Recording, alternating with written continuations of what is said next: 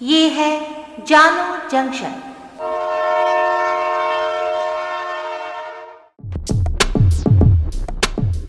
नमस्कार, आज है 1 मार्च 2022। मैं हूँ पूजा वर्मा और आप सुन रहे हैं जानो जंक्शन पे Hindi news podcast news rail. पहले मुख्य समाचार। यूक्रेन के खार्किव में बमबारी में एक भारतीय छात्र की मौत। रूस यूक्रेन युद्ध के छठे दिन आज कीव खार्किव के बीच यूक्रेनी मिलिट्री बेस पर रूसी सेना का बड़ा हमला। भारतीय मीडिया पर भड़का रूस। रूसी दूतावास ने भारतीय मीडिया को दी नसीहत, सही खबर पहुंचाएं। ऑपरेशन गंगा के तहत 218 भारतीयों को लेकर 8वां विमान दिल्ली पहुंचा। अब तक 1836 छात्र एयरलिफ्ट किए गए। भारतीय वायुसेना भी अभियान में शामिल। यूक्रेन से रेस्क्यू किए गए छात्रों के लिए भारत ने कोरोना प्रतिबंध हटाया। प्रधानमंत्री मोदी ने रूस यूक्रेन युद्ध को लेकर दूसरी बार हाई लेवल मीटिंग की है। गूगल, यूट्यूब, फेसबुक ने रूस के सरकारी चैनल को किया ब्लॉक। और अब समाचार विस्तार से। भारत के विदेश मंत्रालय ने पुष्टि की है कि यूक्रेन के खार्किव में आज सुबह गोलीबारी में एक भारतीय छात्र की जान चली गई। मंत्रालय के प्रवक्ता अरिंदम बागची ने ट्वीट किया, हमें ये बताते हुए बहुत दुख हो रहा है कि खार्किव में गोलीबारी में एक भारतीय छात्र की जान चली गई है। मंत्रालय छात्र के परिवार से बातचीत कर रहा है। सूत्रों के अनुसार खार्किव में नवीन कुमार नाम के भारतीय छात्र की मौत हो गई है। कर्नाटक के रहने वाले नवीन खाना लेने के लिए निकले थे। विदेश मंत्रालय के प्रवक्ता ने कहा कि सरकार रूस और यूक्रेन के राजदूत के संपर्क में है और मांग की है कि खार्किव और वार जोन में फंसे भारतीयों को सुरक्षित रास्ता दिया जाए। इसी बीच यूक्रेन में मौजूद भारतीय दूतावास ने सभी भारतीय नागरिकों को तुरंत कीव छोड़ने को कहा है। एम्बेसी की तरफ से जारी इमरजेंसी एडवाइजरी में कहा गया है कि भारतीय जिस हाल में हैं, उसी स्थिति में तुरंत शहर से बाहर निकल जाएं। रूस यूक्रेन जंग का आज छठवां दिन है। रूसी सेना ने खार्किव और कीव के बीच ओख्तिर्का शहर के मिलिट्री बेस पर हमला किया है। इस हमले में कम से कम 70 यूक्रेनी सैनिक मारे गए हैं। वहीं रूसी फोर्स ने कीव, खार्किव और चेर्निहाइव में तोपों से हमले तेज कर दिए हैं। Hand satellite imaging company Maxar technologies की तरफ से जारी सैटेलाइट में दिखाई दे रहा है कि रूस की सेना राजधानी कीव से लगभग 27 किलोमीटर दूर एंटोनोव हवाई अड्डे के पास तक पहुंच चुकी है। यहां करीब 65 किलोमीटर लंबा सैन्य ट्रकों और टैंकों का काफिला दिखाई दिया। अमेरिकी रक्षा विभाग पेंटागन का कहना है कि यूक्रेन बॉर्डर पर तैनात रूस की सेना के करीब 75% सैनिक यूक्रेन में प्रवेश कर चुके हैं।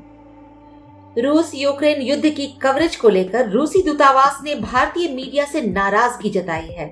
नई दिल्ली में स्थित रूसी दूतावास ने एडवाइजरी जारी कर भारतीय मीडिया से सटीक और निष्पक्ष सूचनाएं देने का अनुरोध किया है।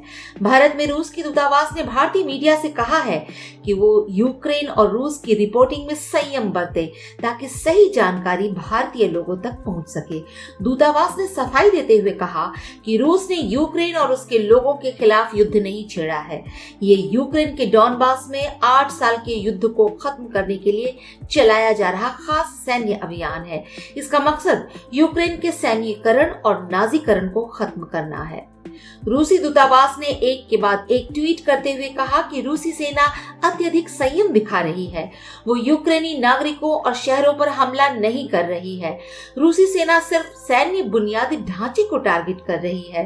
दूतावास ने यह भी दावा किया है कि रूसी सेना यूक्रेन के उलट प्रतिबंधित हथियारों का इस्तेमाल नहीं कर रही है। ट्वीट में यह भी दावा किया गया है कि रूसी सेना नागरिकों को मानव ढाल के रूप में इस्तेमाल नहीं करती है। इसके अलावा रूसी सेना युद्ध के कैदियों के साथ अधिकतम सम्मान के साथ व्यवहार करती है। ऑपरेशन गंगा के तहत यूक्रेन में फंसे भारतीयों को वापस लाने का मिशन जारी है। यूक्रेन में फंसे 218 भारतीयों को लेकर एयर इंडिया का 8वां विमान हंगरी के बुडापेस्ट से नई दिल्ली पहुंचा। केंद्रीय स्वास्थ्य मंत्री मनसुख मंडाविया ने यात्रियों को रिसीव किया। इससे पहले एयर इंडिया की 7वीं फ्लाइट 182 भारतीयों को लेकर मुंबई पहुंची थी। ऑपरेशन गंगा के तहत अब तक 8 फ्लाइट से कुल 1836 भारतीयों को देश वापस लाया जा चुका है। सरकार ने यूक्रेन से निकाले जा रहे छात्रों के लिए कोविड नियमों में छूट दे दी है। इसके तहत फ्लाइट में बैठने से पहले RT-PCR नेगेटिव होने की शर्त को हटा लिया गया है। कोरोना वैक्सीनेशन सर्टिफिकेट नहीं देना होगा। इसके अलावा एयर सुविधा पोर्टल पर दस्तावेज अपलोड भी नहीं करने होंगे। जो छात्र कोविड प्रोटोकॉल को फॉलो नहीं कर पा रहे हैं, उन्हें 14 दिन सेल्फ क्वारंटीन रहना होगा। यूक्रेन में फंसे भारतीयों को निकालने के लिए भारतीय वायुसेना की भी मदद ली जा रही है। भारतीय वायुसेना आज से ऑपरेशन गंगा में कई C-17 विमान तैनाती कर रहा है। हिंडन एयरबेस पर C-17 ग्लोब मास्टर और IL-76 उड़ान के लिए तैयार हैं। प्रधानमंत्री नरेंद्र मोदी ने यूक्रेन संकट पर सोमवार शाम एक उच्च स्तरीय बैठक की अध्यक्षता करते हुए कहा कि पूरी सरकारी मशीनरी 24 घंटे काम कर रही है ताकि ये सुनिश्चित हो सके कि यूक्रेन में फंसे सभी भारतीय सुरक्षित रहें। विदेश मंत्रालय के प्रवक्ता अरिंदम बागची ने बताया कि यूक्रेन में मौजूदा स्थिति पर प्रधानमंत्री की अध्यक्षता में ये दूसरी उच्च स्तरीय बैठक थी। रूस और यूक्रेन युद्ध के बीच गूगल ने बड़ा फैसला किया है। गूगल ने रूस की सरकारी मीडिया आउटलेट RT और स्पुतनिक के YouTube चैनल्स को ब्लॉक कर दिया है। इससे पहले YouTube ने इस चैनल्स के एड्स के जरिए होने वाली कमाई पर भी रोक लगा दी थी। इस बात की जानकारी खुद रूस की सरकारी मीडिया RT ने दी है। वहीं इससे पहले फेसबुक की पेरेंट कंपनी मेटा ने भी RT और स्पुतनिक को ब्लॉक करने का ऐलान किया था।